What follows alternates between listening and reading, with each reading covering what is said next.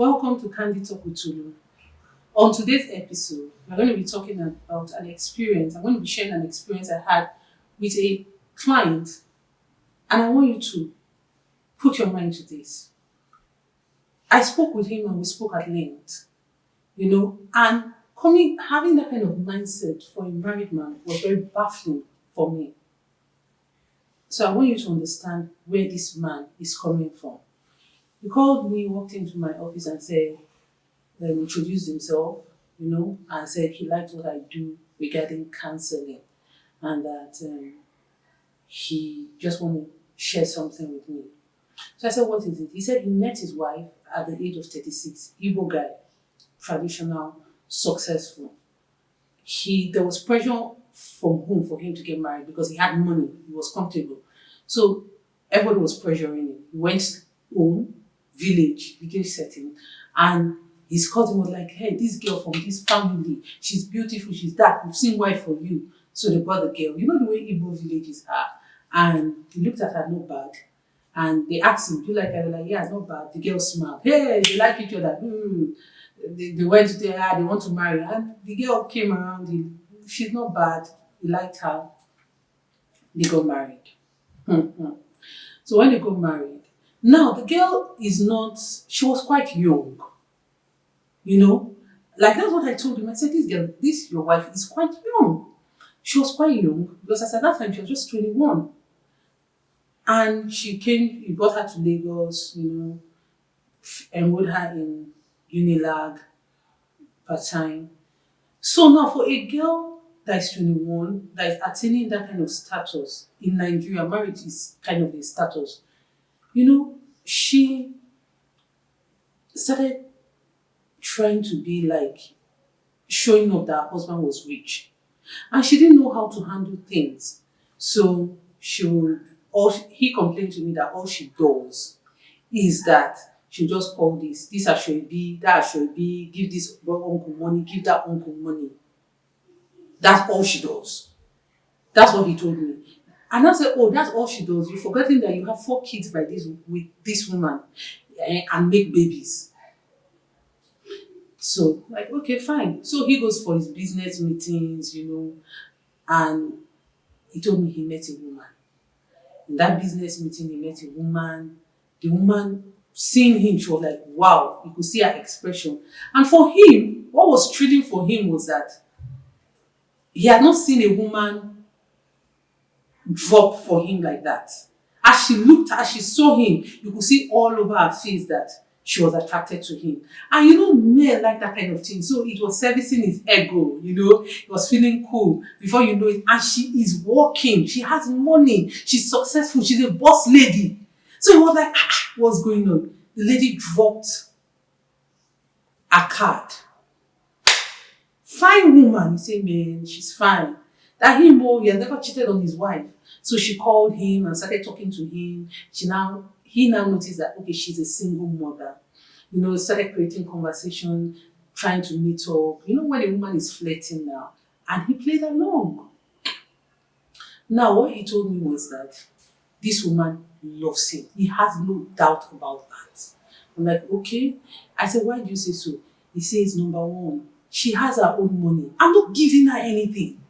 She doesn't need me. But she loves me. That's what he told me. I said, really? He said, the wife I have at home, without me, she's nothing. That's what he told me. He said, without me, she's nothing. She needs me. She doesn't love me. That he was coming to tell me why he wants to leave his wife. Now, this is a traditional Igbo man. Igbo men don't divorce their wife like that. So I said, really? He said, yes. He said, this one, she has her own money. She has her own everything. She doesn't need me. That my wife, without me, she's nothing. And I said, okay, fine. And a lot of people get this marriage thing wrong. Because there is nobody teaching you anywhere about marriage. You just saw your father and mother get married and have children. You just see people marrying. You just marry. Marriage is not like this. It's not calculation plus or minus. This one does not need me. This one needs me. This one has money. Once you have entered, you are off the market. Forget every other thing. So he told me that this woman has never shown him, no woman has shown him love the way this woman shows him. And I said, "Shey you see the auntie you're talking that needs you, she understands the game. If she wants a man, she knows because she had been played a lot of times. She didn't get to where she was being a naive chicken. So she's playing her acts well. She's playing her cards well to know what to get your attention. Your innocent wife that you brought from the village does not even know what is wrong or right. She was never been taught how to love and respect a man. She doesn't know what love or respect is to a man. So auntie knows the game. Auntie is beating up to the game. In this matter, auntie is playing her cards well. Auntie is manipulating. And I said, no, Tolu, how am I so sure she's manipulating? And what does she need me for? I said, my dear, she needs a man. She needs a man. And she sees that this is the kind of man I need. What does your wife need to do? Your wife needs to understand that when you marry somebody, you don't take them for granted. The wife was slacking out at home. Auntie was playing her game well. It's not as if auntie doesn't need you. Yes, she loves you. You can't take that away from her. And the love is a decision to love you.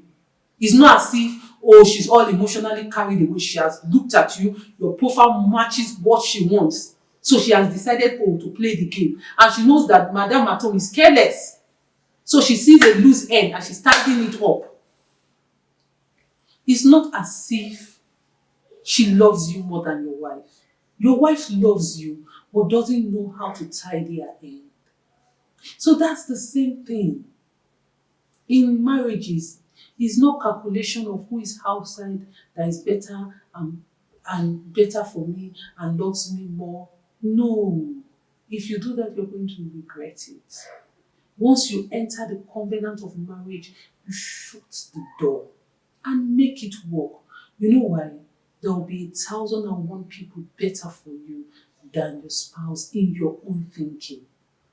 And once you start thinking about who loves you and who is attracted to you and who has more money, that is recipe for disaster and doom.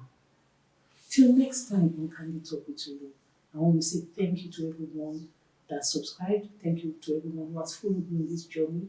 I hope we're impacting. I hope we're being a blessing. Thank you so much. Kindly like, subscribe, and share to your friends. Until next time, take care of yourself and each other. I love you.